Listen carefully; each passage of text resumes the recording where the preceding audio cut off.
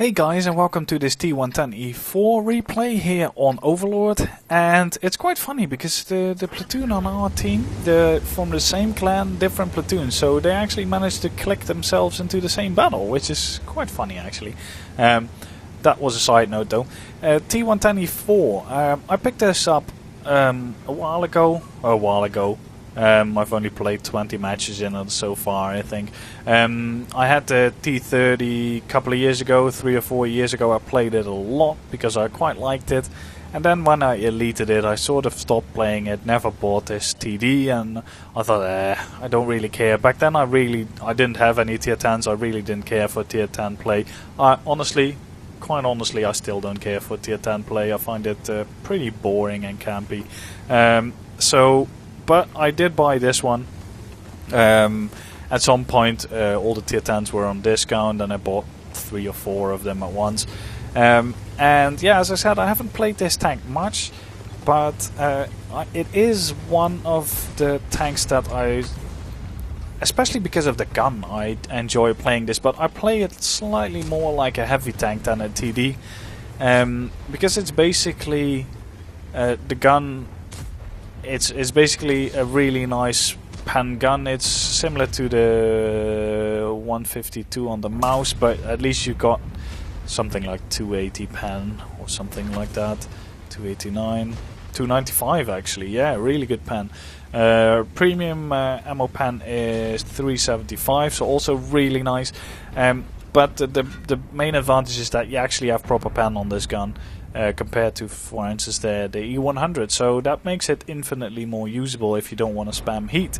The only disadvantage this TD has is that it's got god-awful dispersion values. For some magical reason, Wargaming decided to screw this tank over in the soft stats and give it really bad dispersion. And the turret doesn't turn the basically 360 degrees, it only turns left 90 degrees and right 90 degrees. And by the way, this E50M is exactly why, if an enemy has shot you before, you shouldn't poke out, try to take vengeance and then get shot in the face again. That's the most stupid thing you could actually do. So yeah, don't do that. If people shoot you and they're looking in your general direction, don't just poke out, try to get a cheeky shot in, because you'll just get one back. So that guy basically lost all his HP just to me. So now I'm trying to look for the finishing off shot, and normally actually I never go to this side of the map. Even in heavies, I tend to go to the right hand side, clear that one first, and then you can really easily basically catch the guys coming off the beach and get some really good fire in. So yeah, cleared that little alcove there, take out the E100, 22 damage, wasn't really worth it, bounce a shot of the STB-1. The armor on this thing is pretty temperamental. It's pretty weak all round for what it is, and the cupola is pretty weak as well. But it can be quite effective if you angle it extremely. So yeah, we managed to bounce a shot off that guy. Still keeping an eye. STB-1 now shoots me. I snap a shot, and that's actually pretty lucky to hit, because you saw the bloom on the reticle as soon as I turned the turret. It's pretty disgusting how much dispersion this tank actually has. I mean, obviously it isn't as much as the T49, who's got like ginormous dispersion while turning the turret, but this is pretty disgusting. This thing should have better gun handling for a tier 10 TD tank. But enough about that. If we push further into their base at this point, we will just lose tanks, because they've still got the side, the object 140s. You can see there they were just waiting for us, but none of us, luckily apart from the 140, were stupid enough to actually push that. We would have lost a lot of HP. Instead, we're just going to defend. So first kill there, T110E4. He's the most dangerous target because he's got the biggest gun with the biggest penetration, so you always take those out first. And he was a one-shot. Unfortunately, Black gets taken out by the mouse. And I've got an AP shell loaded. I know the weak spot of the mouse, it's the lower front plate, so I aim, and shot goes under the mouse. And at this point I'm like, fuck that shit. I'm not going to sit here and missed a lower plate of a mouse at this range. That's retarded, so I just load the premium ammo. And if Wargaming decides to completely overbuff armor on tanks like this, then what do? You can load premium ammo or basically lose the match. So yeah, I really hope they stop doing this shit because it's annoying. So we just go through the mouse on the back of the turret. That's not really anything special. But once he turns his turret, it starts to be special. So yeah, I'm keeping an eye out. The artillery already splashed my engine deck, which I don't really want. Pretty weak.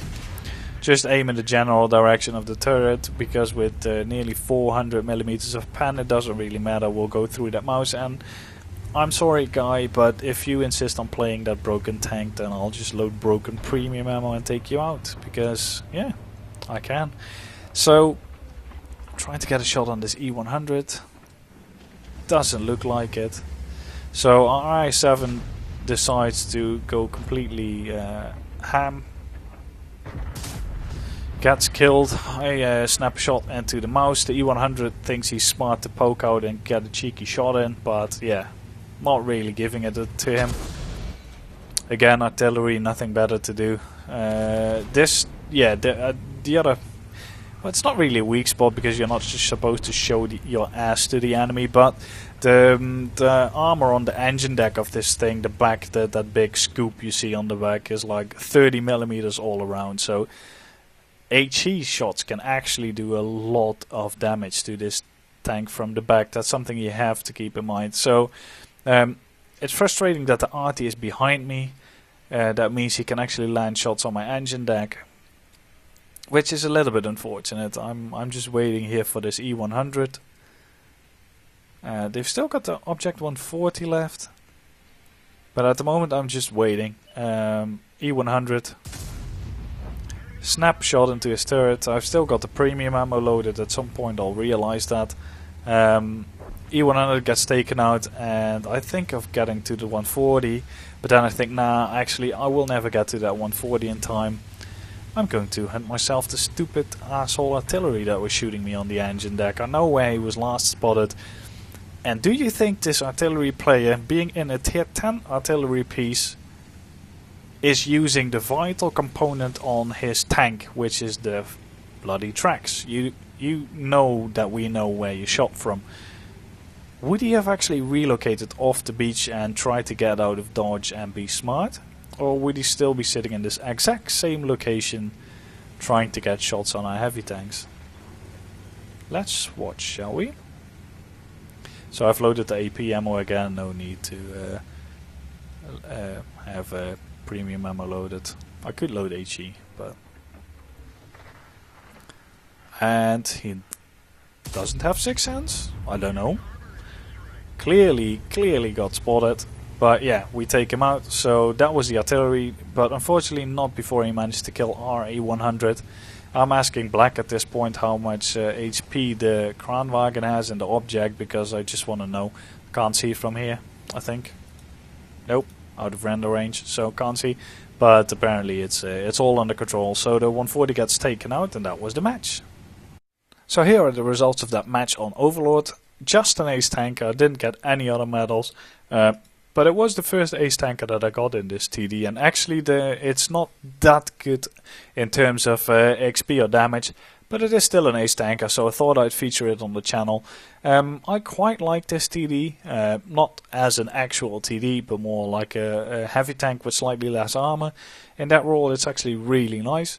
Managed to do nearly 6k damage, a little bit of spotting, 1 shot blocked, or 2 shots blocked actually, and we still made a profit even though we fired 2 premium shots, I think. So yeah, not too shabby. Hope you enjoyed the replay. If you did, feel free to rate it and subscribe to the channel, and see you guys next time.